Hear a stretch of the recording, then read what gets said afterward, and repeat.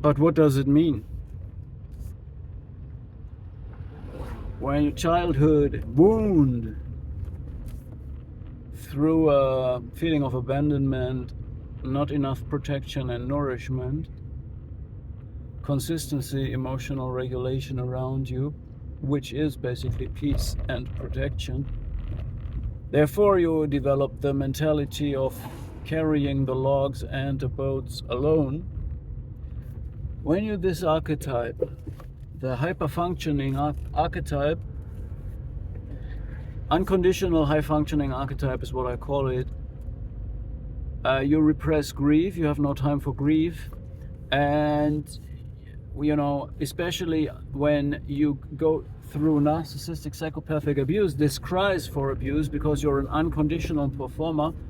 This cries for abuse because you're not demanding the respect that it should be connected to your performance. It threatens people, it makes them envy, they sense some form of fake in this because they can't believe that this is true. Why is a person like that? And so on and so on.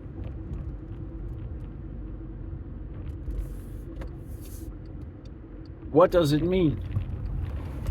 How does it show? You did never process the grief.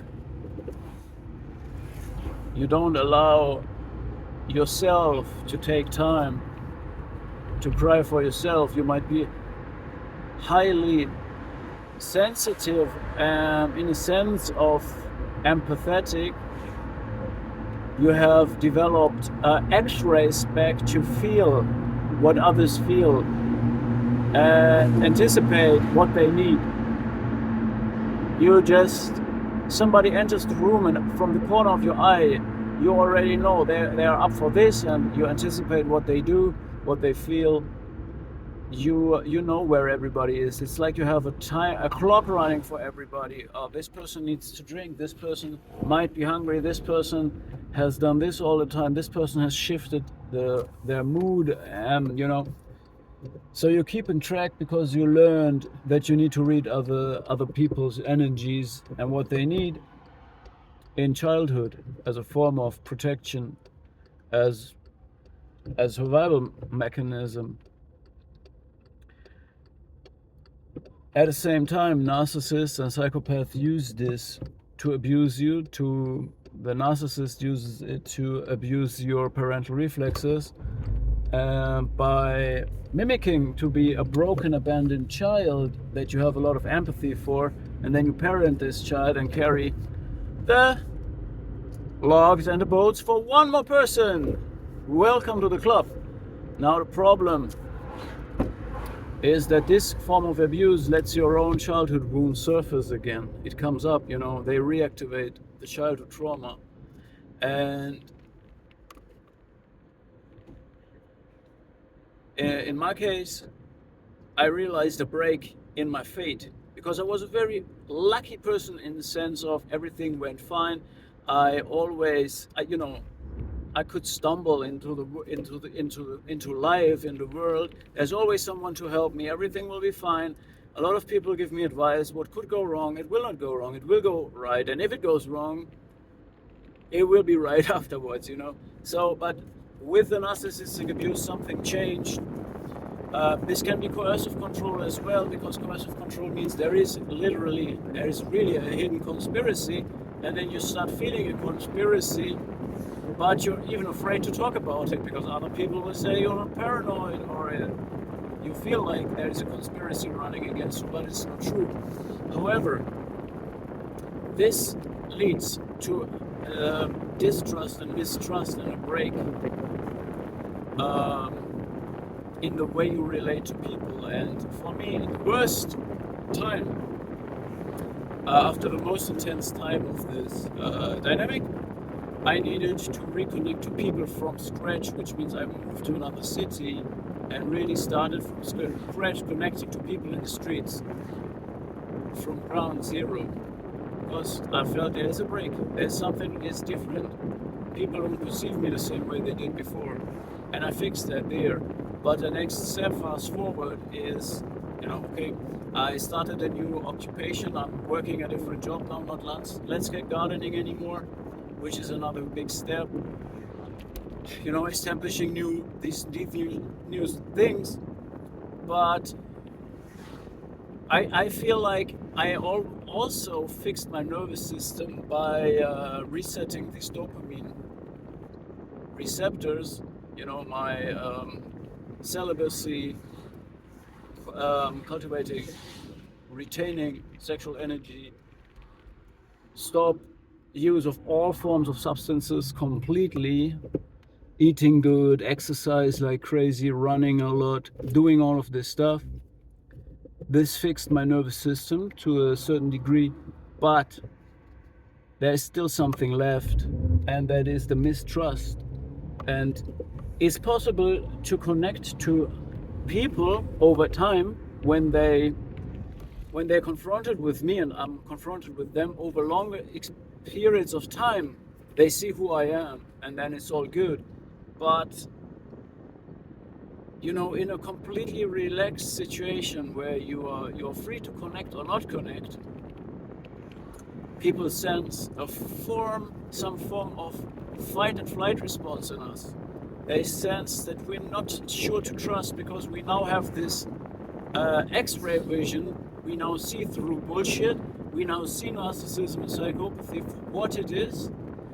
But this creates a form of hypervigilance if we're not fully healed from that, especially if we're high performers that don't take time to breathe.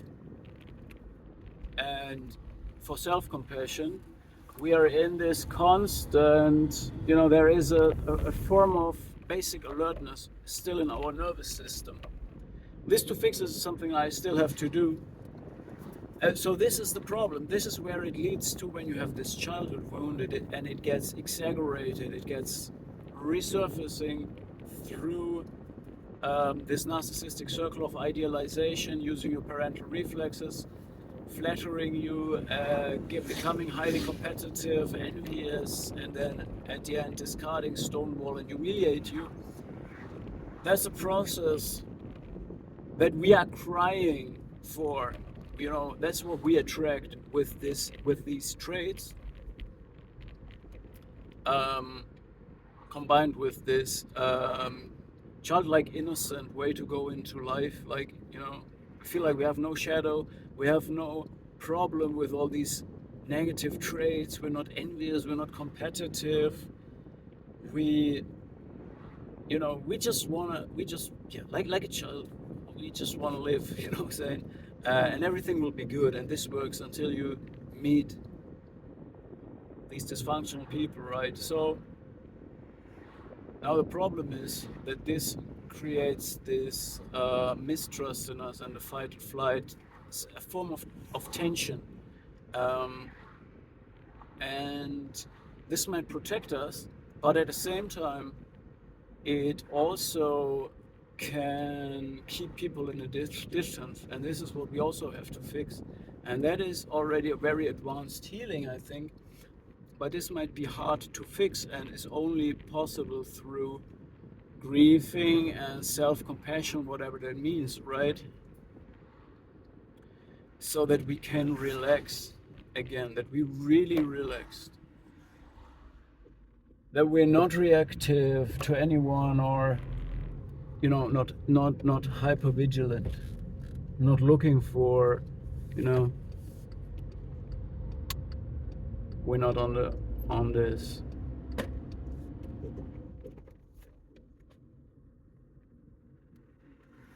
We're not on this watch anymore. Then, just looking out for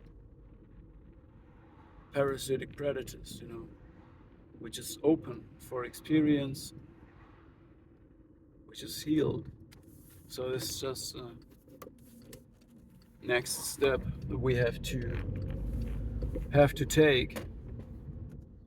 That's the next step, and that's something maybe we have never experienced in our life.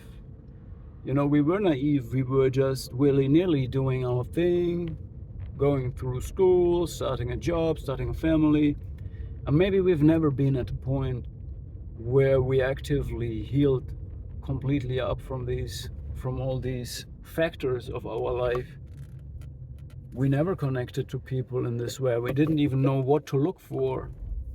All right. We looked for, maybe we looked for people who like,